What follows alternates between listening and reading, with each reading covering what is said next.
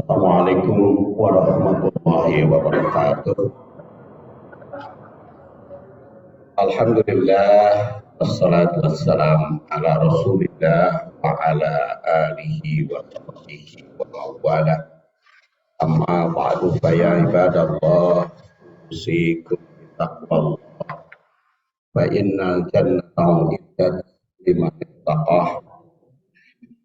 Jemaah rahimakumullah, pagi ini kita akan melanjutkan makalah yang lalu. Makalah yang pertama sudah kita bahas sampai tahlil syarah nomor 2. Jadi sekarang nomor 3.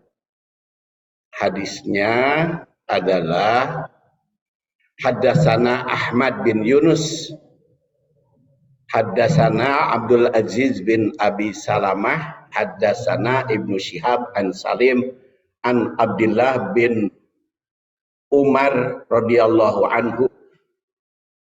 Kata Abdullah bin Umar, marron Nabi sallallahu alaihi wasallam, Rasul lewat ala rajulin, atas seseorang, wa huwa yu'atibu akhahu, yang mencela saudaranya, temannya, fil haya, dalam urusan malu. Jadi karena temannya itu sangat pemalu, jadi besar rasa malu, PKRA, wa huwa yu'atibu, maka dicela akhahu fil haya, dalam urusan malu. Yaqulu, dia mengatakan, innaka la tastahyi hatta ka'annahu yaqul qad adarra bik. Kamu itu pemalu banget, eraan pisan, bisa menimbulkan madorot kepadamu. Yaitu mencelanya, mengkritiknya. Faqala Rasul, maka Rasul bersabda, fa innal haya da'hu, biarkan orang itu merasa malu. Fa innal haya, karena malu itu sebagian dari iman, minal iman, bagian dari iman. Jadi tausiknya sudah, takhrij juga sudah pada pertemuan bulan yang lalu. Maka sekarang ke tahlil bagian yang ketiga. Faqala Rasulullah sallallahu alaihi wasallam, maka Rasul sallallahu alaihi wasallam bersabda, da'hu, biarkan, dan jangan diganggu orang yang merasa malu itu. Rasul sallallahu alaihi wasallam menandaskan da'hu, biarkan orang yang memiliki rasa malu itu tetap memeliharanya. Jadi kalimat ini merupakan koreksi Rasul pada orang yang mencela. Jadi Rasul itu kadang-kadang mengkritik gitu ya, mengkritik para sahabat atau para dai yang berdakwah, para guru yang mengajar. Oleh Rasul itu dikritik kalau ada yang kurang baik. Termasuk juga Rasul dikritik oleh Allah kalau ada kekeliruan. Di bulan depan kita akan membahasnya, hadis riwayat At-Tirmidzi rencananya tentang Rasul dikritik. Jadi kalimat ini merupakan koreksi Rasul kepada orang yang mencela rasa malu. Rasul melarang sahabat yang menganggap bahwa malu itu jelek, sebab ada yang baik. Nah, itu yang perdebatan antara Aminah putri Anas bin Malik ya dengan ayahnya. Kata Aminah, kok si perempuan itu tuh malu-malu sampai belak-belakan kepada Rasul hayang kawin. Kok belak-belakan begitu? Maka kata Anas bin Malik, justru itu lebih baik dari kamu. Kenapa? Ya, orang itu kan karena hatinya sudah kuat, keranjingan, kabengbat, kagagas, kabengbat rasa oleh Rasulullah SAW, sehingga belak-belakan terus terang kepada Rasul. Nah, itu kan lebih bagus daripada seperti kamu didendam terus kan, cinta terpendam.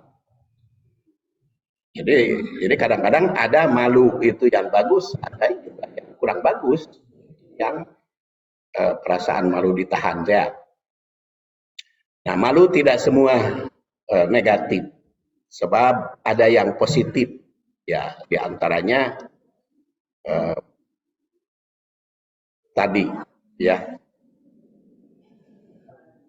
Kemudian makna ini ada beberapa hal yang perlu kita lihat tentang malu. Pertama, kesopanan di antara manusia akan terjaga karena memelihara rasa malu. Jadi kalau orang itu malu, maka akan sopan. Karena memelihara rasa malu, maka orang lain akan berlaku sopan juga. Orang yang memiliki rasa malu biasanya rendah hati, sehingga orang lain itu akan berlaku sopan juga padanya. Menjaga diri saling berlaku sopan itu sangat diperlukan, baik dalam perkataan, sikap maupun tindakan. Banyak manfaat. Kemudian yang ke-8B, pemalu itu akan berpikir dahulu sebelum bertindak. Jadi tidak akan sagawayah, tidak akan sakahayang orang pemalu itu. Jadi mau berucap, mau bertindak itu mikir dulu, dipertimbangkan dulu. Bisi menimbulkan hal-hal yang negatif. Kemudian pemalu juga akan mudah didekati orang yang memiliki rasa malu itu, didekati orangnya akan mudah. Kemudian pemalu akan mampu mengatasi diri sendiri. Karena pemalu itu tidak akan mudah bicara pada orang lain. Maka kesulitan itu akan langsung diatasi sendiri. Biasanya kalau pemalu itu kan kalau ada kesulitan, ada masalah, tidak mudah dia ngomong kepada orang lain. Tapi kalau yang tidak merasa malu kan kesulitan apapun ngomong kepada orang lain, bicara. Padahal mah buating eta teh aib gitu, tapi kadang-kadang dibicarakan. Nah, jadi kalau pemalu itu kan mikir heula ya, kita mau diomongkeun ka batur kanyahoan aib moalnya atau dampaknya kumaha. Jadi makanya pemalu itu atau rasa malu itu manfaat. Jadi, karena akan menjauhi kata-kata atau belak-belakan di dalam segala hal.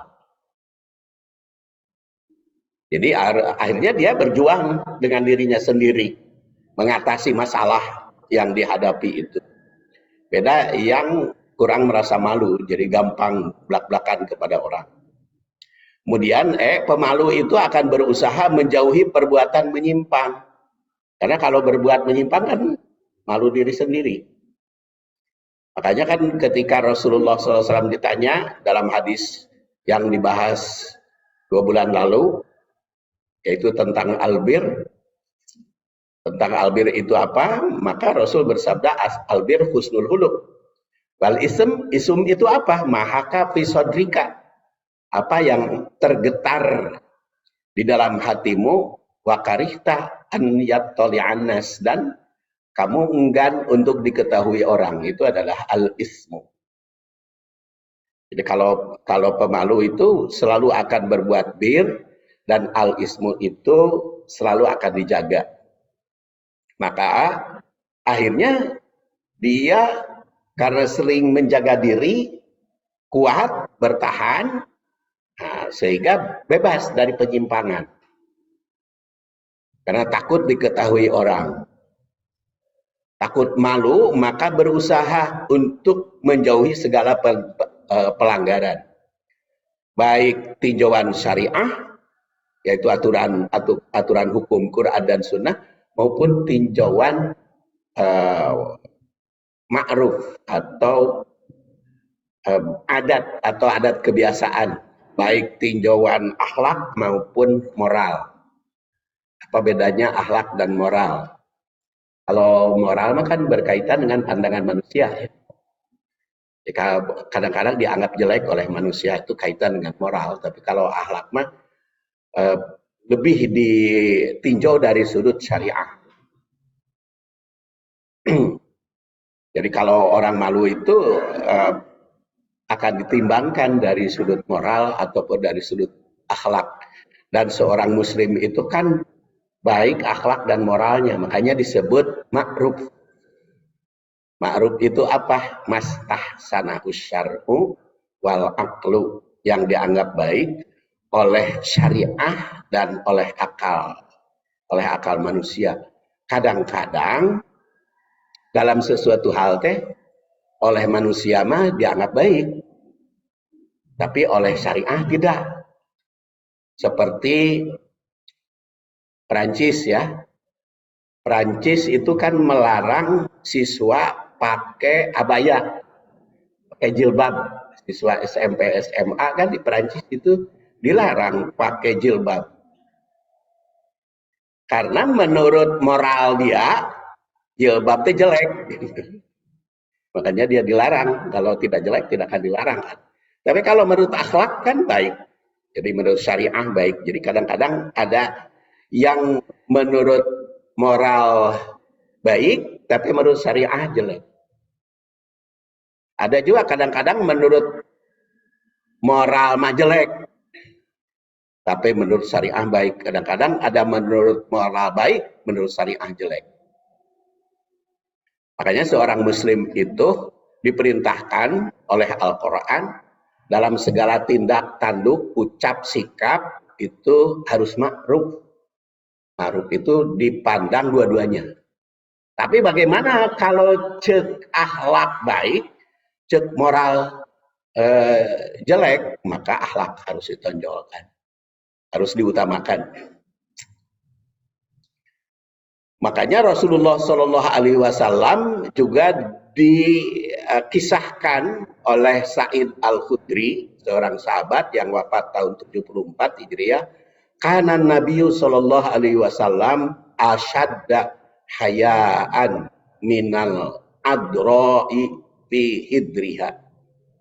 Nabi Shallallahu Alaihi Wasallam itu orang yang lebih malu daripada anak gadis perawan yang dipingit di kamarnya.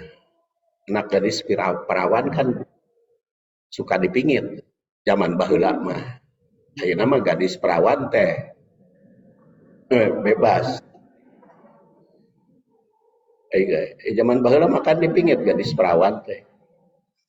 Nah, Rasul itu merasa malu lebih dari itu. Jadi kalau Sa'id Al-Khudri itu kan sahabat, jadi membandingkannya itu dengan perawan saat itu. Hari dibandingkan dengan perawan saat sekarang mah, memangnya perawan itu pemalu kan? Iya mah, malu-maluin. Jadi Rasul itu sangat pemalu. Makanya di dalam dulu mah ada marhabaan ya, marhabaan. Di situ ada salah satu kalimat, wa kana Rasulullah sallallahu alaihi wasallam asyaddul haya atau syadidul haya. Ada akana. Jadi maka tidak pernah berbuat keliru Rasul itu karena pemalunya.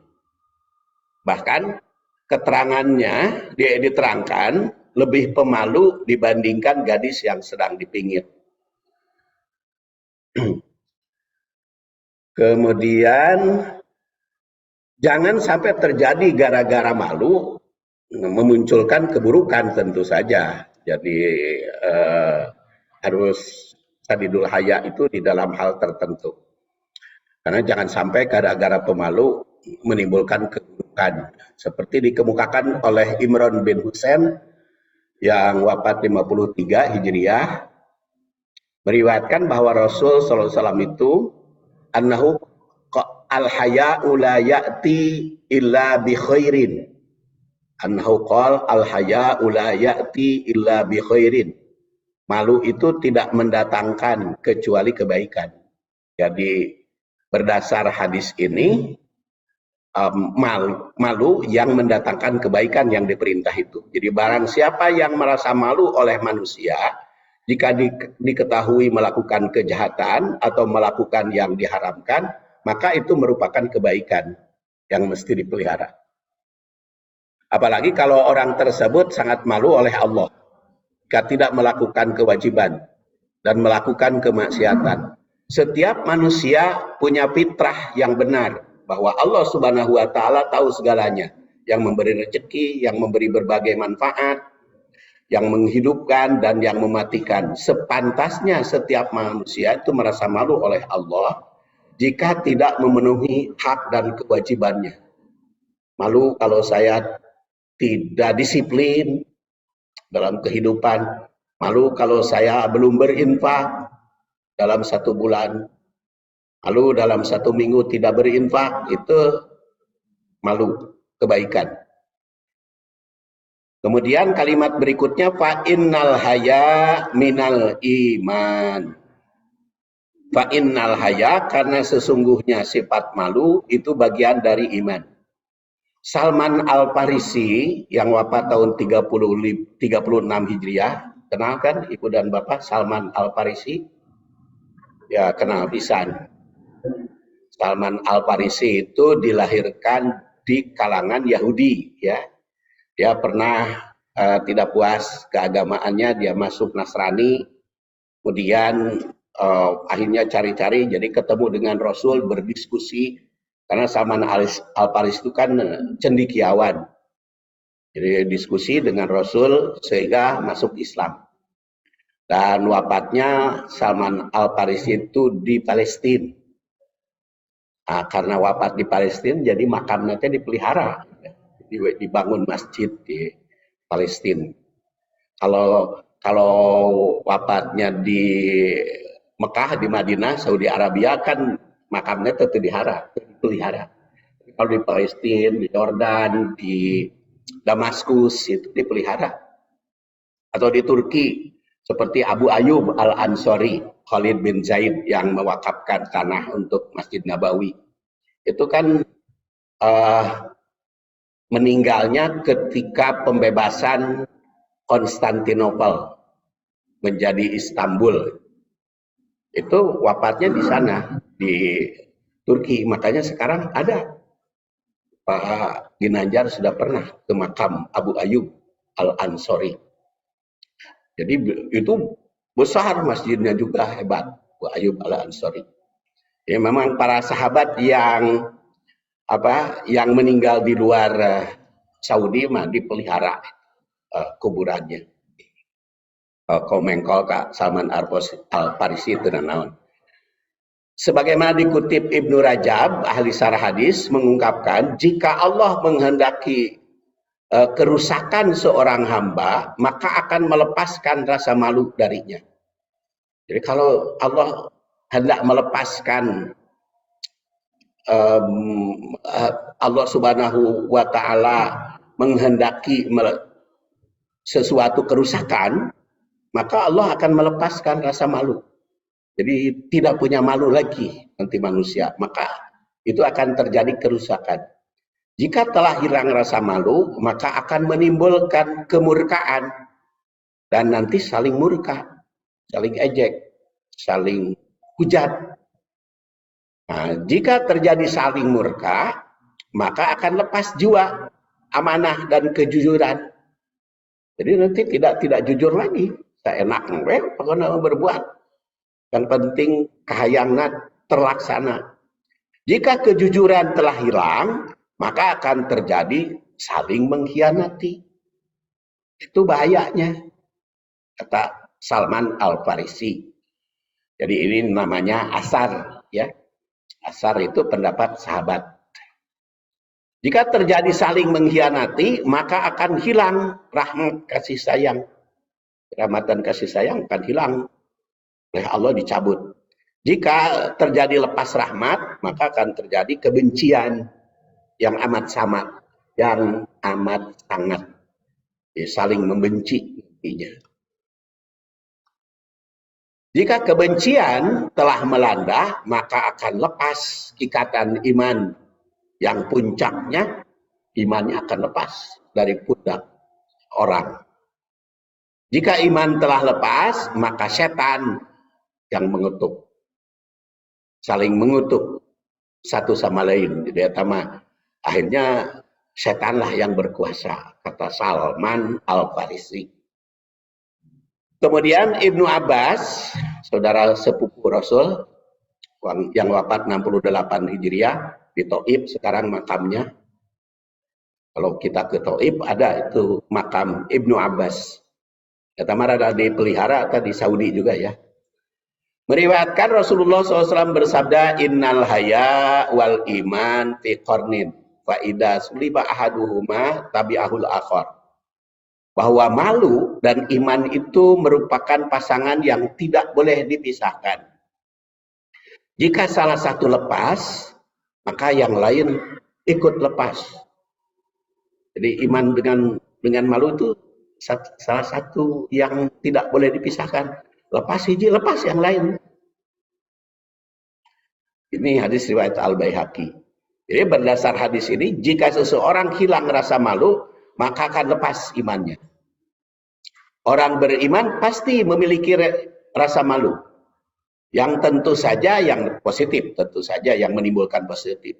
Yang menjauhkan diri dari pelanggaran. Bahkan berdasar riwayat Imran bin Husain yang wafat 53 Hijriah, Rasul bersabda, al-haya khairun kulluh. Malu itu sebetulnya baik dalam segala hal.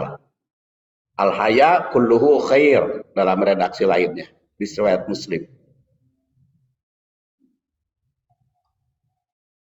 Rasa malu itu berdasar hadis ini selalu baik.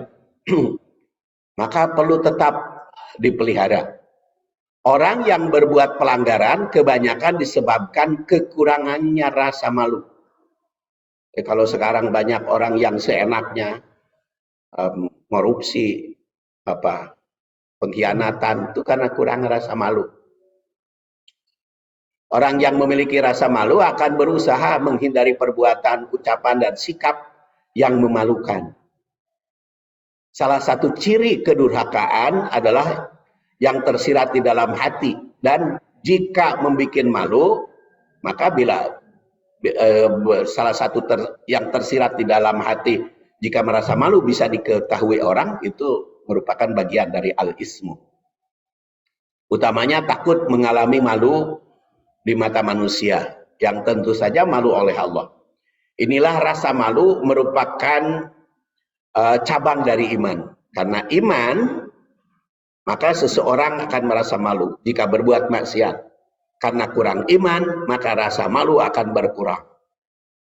Makanya di Miss Universe itu dites wanita-wanita teh sampai di mana rasa malunya, disuruh buligir. Lamun tedaik buligir kan itu pemalu. Makanya itu teh untuk mengetes dia masih kena rasa malu ente, boga rasa malu ente. Untungnya orang Jawa Barat jeung orang Bali nya protes, malu atuh ai kudu dibuka segala nama. Nah, sehingga akhirnya rame. Sekarang jadi rame. Padahal kan eta teh ngabuligiran Miss Unipos tiba heula geus biasa kan. Ayeuna rasa rame karena diungkap ya oleh media massa. Jadi tiba heula mah geus biasa itu teh nu karari itu teh. Jadi ada bagusnya itu. Cuman duaan yang memiliki rasa malu, jadi kan terungkap semua. Jadi nantinya mungkin ada aturan ya, ada perubahan. Jadi makanya penting ada pemrosesan seperti itu. Dan sekarang itu karena kurang rasa malu sampai ada penyimpangan-penyimpangan, seorang ayah perkosa anaknya, kemudian anak membunuh ibunya, segala macam. Itu makanya pantas kata Salman Al-Farisi, kalau hilang rasa malu itu kerusakan moral akan terjadi. Yang rahmat Allah itu akan hilang karena kurang iman dia. Dan diriwayatkan oleh Abu Hurairah, atau nama aslinya Abdurrahman bin Sahar, wafat 57 Hijriah. Rasul bersabda, al-iman bid'un wasittun syu'bah wal haya syu'bah minal iman. Iman itu memiliki lebih dari 60 cabang. Bid'un wasittun, dipakai bid'un wasittun, dan 60, itu lebih dari 60 cabang. Jadi kadang-kadang kalau bahasa Arab itu begitu, bahasa hadis itu bid'un wasittun. Dan malu itu bagian dari cabang iman tersebut. Syu'bah minal iman. Hadis riwayat Al-Bukhari yang 4256. Dalam hadis ini dikatakan lebih dari 60 cabang iman. Jadi bukan hanya 60, tentu saja banyak. Dan malu itu bagian dari cabang iman. Dalam riwayat yang lainnya masih dari Abu Hurairah, Rasul bersabda, al-iman bid'un wasab'un. Jadi kalau tadi mah bid'un wasittun, 60 lebih. Kalau hadis riwayat Ahmad mah, riwayat Muslim mah yang wafat 261, bid'un wasab'un, lebih dari 70. Dan 7 itu di dalam bahasa hadis jumlahnya dari 3 sampai 10 itu disebut 7. Jadi kalau 70 itu puluhan, lebih dari 70. Kalau di Sunda kan banyaknya sok puluhan. Kalau kurang dari 100 itu disebut puluhan, lah, ada puluhan. Tapi kalau di atas 100 sampai 1000, ratusan. Kalau 1000 dari sampai 100.000, puluhan ribu. Kan? Itu bahasa. Makanya kalau dikatakan sabun itu bukan berarti 69/7. Seperti ada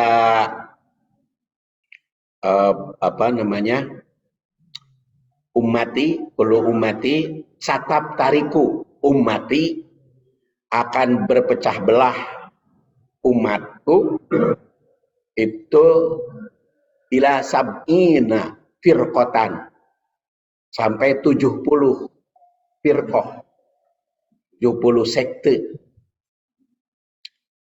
dan hanya satu yang masuk surga, itu ana bi wa ashabi. Jadi dari 70 sekte umat Islam itu hanya satu yang masuk surga. Siapa? Ana bi wa ashabi, yaitu yang mengikuti aku dan sahabatku. Eta teh bukan berarti 70 69/1, bukan. Tapi itu puluhan. Jadi bisa sampai 99 sekte. Tapi itu yang anabi wa ashabi itu diterjemahkanlah oleh para ulama sesuai dengan kepentingan masing-masing, ya. Sehingga hanya firqah ini saja yang masuk surga. Padahal kalimatnya juga bukan disebut oleh Rasul teh firqah yang mana. Yang bi wa ashabi, itu yang mengikuti aku dan sahabat. Kan sararea oge mengikuti kan. Sok di Indonesia mana cabang teh yang dimaksud cabang teh? Mau Persis, NU, Muhammadiyah, Al-Irsad, Mataul Anwar, dan lain-lain. Kan itu semua juga mengikuti sunnah Rasulku. Bahkan Torekat aja kan mengikuti sunnah Rasulku. Sampai Habib Umar mamun maca sholawat teh, Rasul teh datang cina katingali gitu. Habib Umar bin Hafid, ibu kenal? Pan disiarkeun di TV kan. Jadi keur sholawat. Itu teh sampai melihatkan reaksi matanya karena beliau itu mengatakan ketika sholawat itu Rasul itu hadir datang Habib Umar. Jadi torekat ya, torekat itu banyak. Wah, duka ting berapa ribu. Bahkan di NU mah ada torekat muktabaroh, torekat yang diakui. Torekat yang diakui. Saya juga punya keluarga yang mendalami torekat, yang markasnya di Ciwidey. Itu namanya Saung Darussalam. Saung Darussalam. Markasnya itu salah satu keponakan saya, putrinya Pak Jalaluddin. Itu dia itu apa namanya mursyid se-Asia, perempuan dia. Nah, jadi itu kalau ditanya maka dia akan menjawab dia mengikuti sunnah Rasul. Jadi semuanya juga mengikuti Nabi wasabi, makanya itu bisa orang teh menilai mana nu masuk surga yang dimaksud teh. Yang penting mengikuti sunnah Rasul. Makanya ketika ada bertanya kepada saya Pak Saipudin, katanya kan Islam teh macam-macam. Kumaha supaya toleransi intern. Waktu Ahad ketiga kemarin itu kan pertemuan alumni Fakultas Tarbiyah, itu ada 2 bulan sekali pengajian kemarin di Jakarta, kebetulan bulan kemarin itu, sehingga segala lapisan itu banyak ya alumni itu pemikirannya. Makanya ketika ada pertanyaan bagaimana supaya toleransi itu intern. Di Indonesia itu sekarang kan internnya yang kurang. Kalau ekstern mah geus berlebihan. Kalau menurut saya di Indonesia ekstern itu. Tapi kalau menurut BNPB ya, BNPB itu kan katanya sudah ada kemajuan toleransi di Indonesia itu. Tapi ditinjau dari sudut syariat Islam justru sudah berlebihan. Sampai salamnya dicampur aduk kan. Ya assalamualaikum, ya salam sejahtera, ada salam, ada naon teh swasti dan lain sebagainya, sampai dicampur aduk ya. Itu sebetulnya kebablasan. Tapi yang kurangnya sekarang itu menurut saya perlu ditingkatkan itu toleransi intern umat beragama. Makanya saya katakan sebetulnya kalau metode yang saya lakukan, saya bilang untuk toleransi intern adalah bahas Quran dan hadis saja. Kan sekarang kita membahas hadis kan segala rupa pendapat kan dikemukakan kalau bahas Quran dan hadis. Jadi bahas saja satu ayat Quran, satu hadis itu dibahas. Rek khotbah, rek ceramah, ambil aja satu ayat. Disuruh ceramah naon wae, pasti ayatnya ayat. Bahas saja satu ayat, bahas saja satu hadis. Itu nanti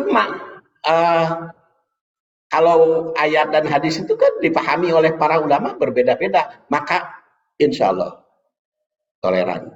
Ya termasuk di Al-Muhajirin kan lumayan tolerannya tinggi. Tolerannya tinggi kan macam-macam di sini pendapatnya. Ya, pendapatnya kan macam-macam, ya silakan saja karena sepanjang ada dalilnya. Jadi kalau kita haji Al-Quran dan hadis itu pasti. Dan kalau mengkaji Al-Quran dan hadis, pendapatnya kan siapa yang sahih, siapa yang doib, perlu dikemukakan. Makanya saya tidak akan bosan-bosan mencantumkan tahun wafat. Nah, itu supaya bisa jadi pemikiran bagi kita. Itu moal bosan, keur mangapalkeun gitu. Dari dina hadis mah kudu daek ngapalkeun sejarah. Dan juga itu maknanya. Dan kemudian sab'un ya, bid'un wa sab'un itu 70 itu cukup banyak. Juga masih ada dari Abu Hurairah atau Abdurrahman bin Sahar, al-iman bid'un wa sab'un au bid'un wa situn. Kalau Abu Hurairah itu mengumpulkan semuanya. Al-iman bid'un wa sab'un au bid'un wa situn su'bah. Wa afdaluha qaul la ilaha illallah. Yang paling utamanya itu iman itu la ilaha illallah. Wa adnaha imatatul ada anit thariq. Nyingkir yang paling ringan nilai iman nyingkirkeun duri dari jalan. Nyingkirkeun duri teh bukan hanya cucuk tapi penghambat jalan. Itu ya paling ringan, paling mudah. Ya, kalau ada aku di jalan singkirkeun itu bagian dari iman. Makanya anu nyebarkeun paku itu tidak beriman.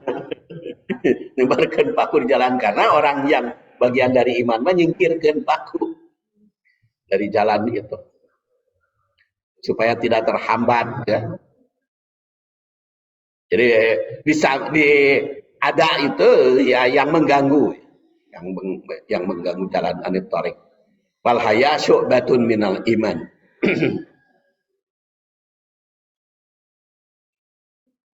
Cabang iman dalam hadis ini disebut 3 macam, yaitu kalimah tauhid sebagai yang paling utama, paling afdal. Sedangkan yang paling ringan adalah menyingkirkan kendala atau rintangan dari jalan.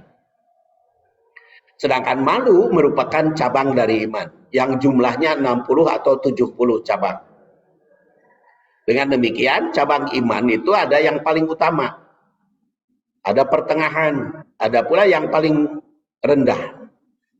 Kalimat tauhid itu merupakan yang paling utama. Karena prinsip utama iman adalah dalam akidah yang bersih dari kemusyrikan. Kalimat tauhid jika telah melekat dalam hati, rasa, pikiran, dan ucapan, maka segalanya akan dilakukan penuh kehati-hatian. Rasa malu akan melekat, maka akan jauh dari segala tindakan yang menyimpang. Orang yang bertauhid akan merasa malu jika berbuat menyimpang. Orang yang bertauhid akan merasa malu dirinya jika tidak mengerjakan yang diperintah syariah. Itulah salah satu makna kalimat tauhid sebagai tanda derajat tinggi keimanan. Dan malu sebagai bagian dari iman. Jika tidak memiliki rasa malu, maka akan bertindak seenaknya.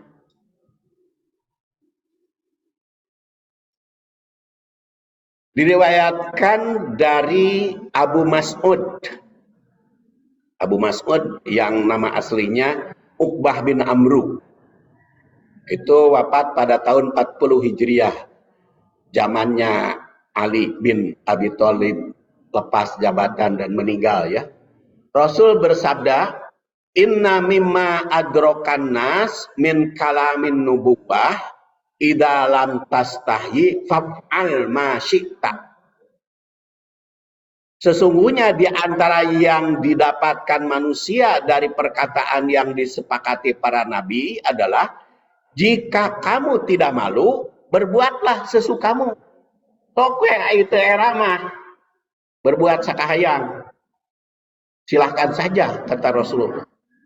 Dari hari geus eueuh ka era mah sok seenakna Pak. Rek melakukan apapun. Ini teh hadis ini bisa bermakna sungkun. Ya bisa. Ya kan nyungkun muncul bahasa Sunda, bahasa Indonesia nah untuk nyungkun deh. Makanya ku abdi disebut nyungkun we lah. Jadi sungkun sok itu era mah. Gawe naon oge sakahayang. Naon Bu nyungkun deh. Gayanya bahasa Indonesia. Pokoknya mah gitulah. Jadi berdasar hadis ini yang telah disepakati itu dan diwariskan para nabi. Sesuatu hukum yang sama itu dari para nabi. Begitu. Hukumnya yang sama. Yang kedua, malu itu merupakan fitrah manusia yang baik. Karena dia merasa malu, maka berbuat nanti seenaknya. Kemudian, jika tidak memiliki rasa malu, maka manusia akan bertindak seenaknya. Jadi berbuat nanti akan sakayang kalau yang tidak punya merasa malu. Keempat, orang yang memiliki rasa malu itu akan berbuat penuh kehati-hatian. Karena tidak akan berbuat seenaknya. Kelima, kalau ada orang yang mau berbuat seenaknya, maka itu melambangkan tidak punya malu. Itu berdasar hadis itu. Jadi tidak punya malu kalau orang yang berbuat seenaknya. Sekarang kita lihat takwil hadis. Hadis ini diawali dengan kisah seorang sahabat yang sedang mencela teman karena menasehatinya dan ditegur oleh Rasul. Ini memberikan peringatan bahwa mencela itu kurang baik.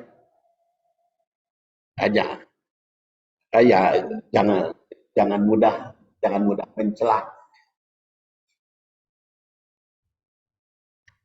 Kedua, Rasul Shallallahu Alaihi Wasallam sebagai penasehat, ternyata menasehati juga penasehat. Penasehat dinasehati oleh Rasul.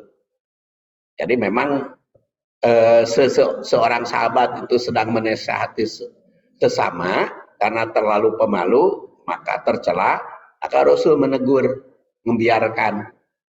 Jadi kalau saling menasehati itu bagus ya sama manusia, dan tidak perlu malu untuk memberikan nasihat. Rasul menegur agar membiarkan menjaga rasa malu, karena malu itu tidak semuanya jelek, ada malu itu yang baik.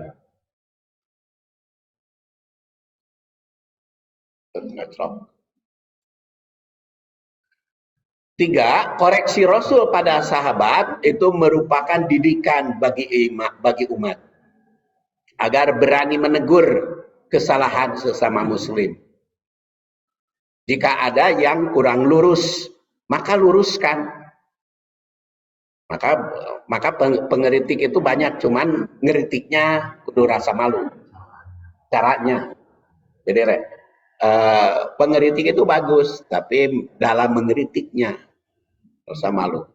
Kan sekarang sudah mulai pengeritiknya digugat, dilaporkan ke polisi kan, pengeritiknya sekarang. Itu sebetulnya metode aja mungkin. Dan itu nanti juga akan bebas. Ya, kalau kata Pak Nur Hadi, bedanya tipis antara mengeritik dan menghina. Cuman kadang-kadang orang ini teh menghina, menjelekan atau mengkritik, itu sikap, itu metode. Makanya karena kata ahli hadis ya, kan di dalam hadis itu ada ilmu jarhi wa ta'dil. Ilmu jarhi itu ilmu mengkritik, ilmu menunjukkan kejelekan. Wa ta'dil ilmu menonjolkan kebaikan. Ada ilmu jarhi wa ta'dil. Kalau Imam Bukhari itu kalau kepada orang yang dhaif, kepada orang yang lemah, itu dengan menggunakan perlu dipertimbangkan. Jadi kalau kata Imam Bukhari itu perlu dipertimbangkan, teteh dhaif biasanya menurut beliau. Tapi kadang-kadang teu ngarti Pak. Anu teu langsung teh. Jadi kalau sekarang gitu ya, kalau sekarang pemanya, gimana Pak Saipudin, hadis ini dhaif atau sahih? Lalu saya jawab perlu dipertimbangkan, masih dipakai. Jadi tapi kadang-kadang perlu itu togmol juga gitu ya dalam ilmu hadis itu. Jadi kalau dhaif ya katakan aja dhaif, lemah. Sebab kalau dengan menggunakan perlu dipertimbangkan, sekarang masih gitu. Nah, pertanyaannya dari Bapak ini, bagaimana kalau hadis doib dipakai? Masih atau bisa atau tidak? Kalau menurut ilmu hadis, hadis doib itu bukan hadis. Walaupun bagus. Kalau menurut ilmu hadis, doib itu bukan hadis. Karena kalau hadis dari Rasul, paling rendah derajatnya hasan. Kalau doib, itu jangan dipakai kalau menurut. Nah, bagaimana kalau yang doib itu menuju ke arah kebaikan? Cek ilmu hadis, jangan dipakai, lah bukan hadis. Jangan dikatakan, jangan dipakai. Kalau kita khutbahnya menyampaikan nasihat hadis doib, sebutkan aja doib. Jadi ya Pak Hidayat kemarin khutbahnya kan mengatakan, ada yang mengatakan hadis, tapi ini yang saya kutip dari Nasoihul Ibad itu lebih, menurut saya lebih jujur dikatakan, karena beliau belum meneliti hadis itu sahih atau dhaif. Ya, katakan saja kepada umat, ini katanya ada orang yang menyebutnya hadis, tetapi kalau saya mah ngutip dari Nasoihul Ibad, itu aja. Jadi kan eta mah rek disebut hadis atau bukan nggak masalah. Jadi jangan sampai hadis doib disebut sahih. Dan sekarang mah kan gampang meneliti hadis teh, ada aya alatnya di komputer. Jadi kalau dulu mah hararese meneliti hadis teh, ngotek takna kudu, saya juga sampai tiap umroh itu beli kitab gitu di rumah, itu mata ngajabreng sekarang. Di rumah itu kitab tuh. Tapi sekarang jarang dibongkar, itu yang dibuka untuk mengecek aja kitab-kitab itu, karena apa? Ada semua di komputer.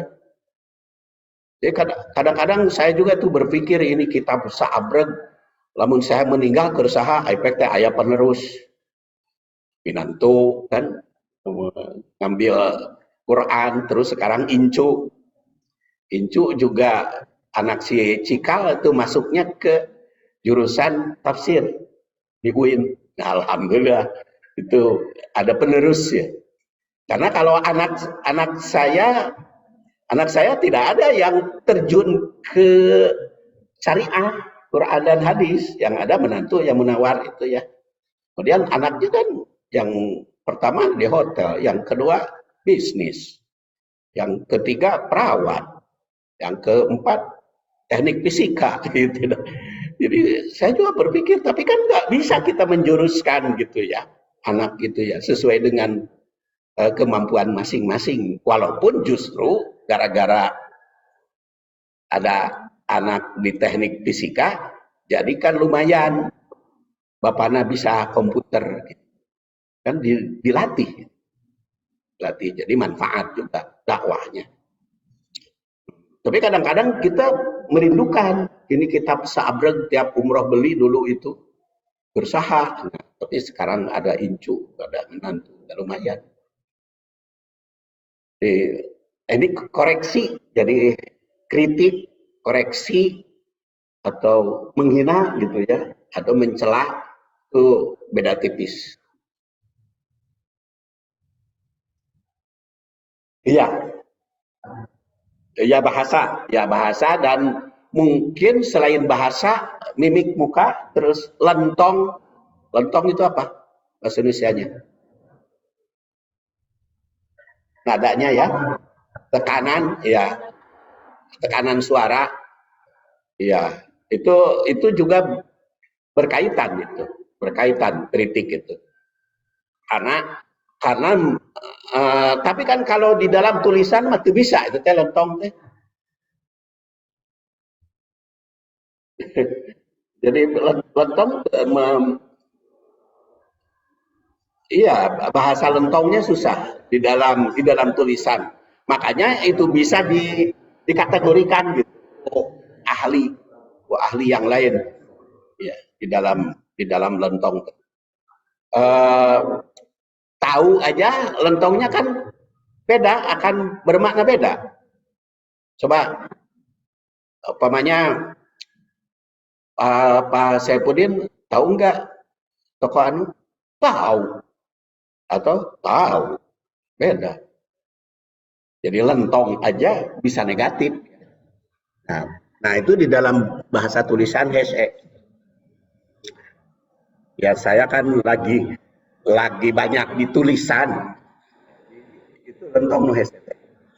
Kemudian keempat, penasehat mesti siap dinasehati.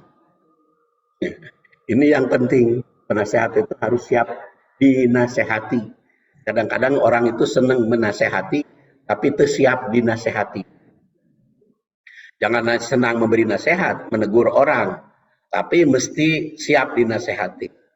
Manusia selain punya kelebihan, tapi juga ada kelemahan. Selang menasehati kan saling memperbaiki. Kelima, malu tidak terpisah dari iman. Bahkan ditandaskan jika salah satu lepas, maka akan lepas yang lain, kata Ibnu Abbas.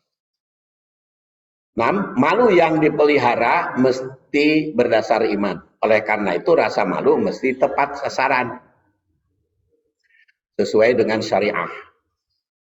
Al-Quran dan Sunnah. 7. Iman dan malu merupakan satu kesatuan yang mesti dijaga kualitasnya. Malu merupakan cabang dari 70 lebih. Ya. 8. Yang memiliki rasa malu akan berucap, bertindak penuh kehati-hatian. Orang tersebut akan merasa malu jika berbuat menyimpang. 9. Orang yang berbuat seenaknya menggambarkan sudah kehilangan rasa malu. Karena sampai jam 6, jadi saya cukup. Mungsak itu nukapihatur tepang deui sanes waktos. Kita akhiri. Subhanakallahumma wa bihamdik. Asyhadu an la ilaha illa anta astaghfiruka wa atubu ilaik. Assalamualaikum warahmatullahi wabarakatuh.